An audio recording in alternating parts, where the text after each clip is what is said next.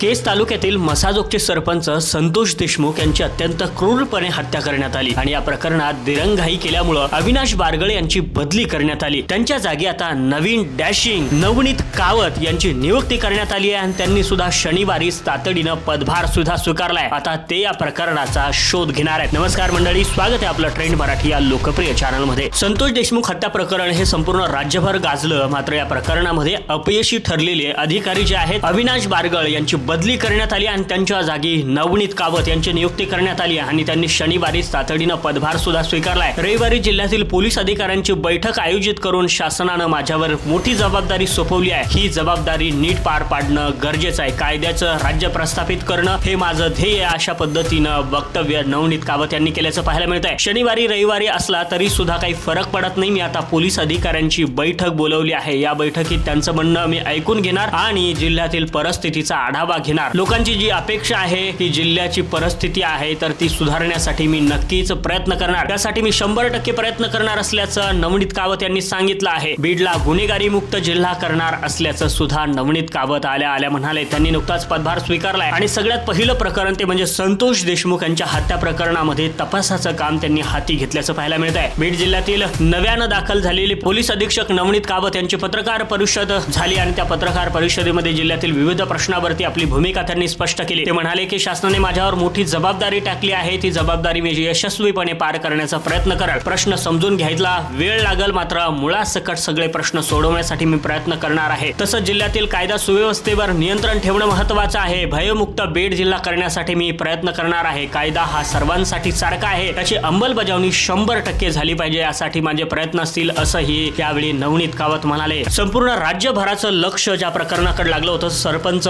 संतोष देशमुख यांची हत्या, तर या प्रकरणाचा शोध घेण्यासाठी नवनीत कावत हे नवे अधिकारी बीड जिल्ह्यामध्ये दाखल झाले आणि त्यांनी शनिवार रविवारी सुट्टी जरी असली तरी सुद्धा त्या दिवशी सुद्धा काम हातात घेतलंय। शनिवार रविवार असला म्हणून काही फरक नाही, मोठी जबाबदारी शासनाने माझ्यावरती सोपवली आहे, ती मला पार पाडायची, अशा पद्धतीचं वक्तव्य करून नवनीत राणा कामावरती रुजू झाल्याचं पाहायला मिळत आहे। सरपंच संतोष देशमुख हत्या प्रकरणातील फरार आरोपींनी लवकरच पकडले जातील आणि या प्रकरणाचा तपास कुठपर्यंत आला आहे, हे पोलिसांनी काय काय केले आहे याचा आढावा सुद्धा घेणार आहे। जिल्ह्यामध्ये वाढती गुन्हेगारी आणि एकूणच सगळे प्रश्न आपण समजून घेत आहोत आणि लवकरच याच्यावर पूर्णपणे कारवाई सुद्धा होणार असल्याचं नवनीत कावत यांनी सांगितल्याचं पाहायला मिळतं। पत्रकार परिषदेमध्ये त्यांनी मत व्यक्त केलं। आता सरपंच संतोष देशमुख हत्या प्रकरणामध्ये आरोपी शोधले जातील का, मुख्य आरोपी खरं तर पिंजऱ्यात टाकले जातील का, या सगळ्या गोष्टी पाहणं तितकंच महत्त्वाचं आहे। आणि नवनीत कावत हे नवे अधिकारी दबंग अधिकारी नेमकं काय काय करणार आहेत वेळोवेळी अपडेट आम्ही आपल्यापर्यंत देणार आहे। त्यासाठी ट्रेंड मराठीला सबस्क्राईब करून ठेवा।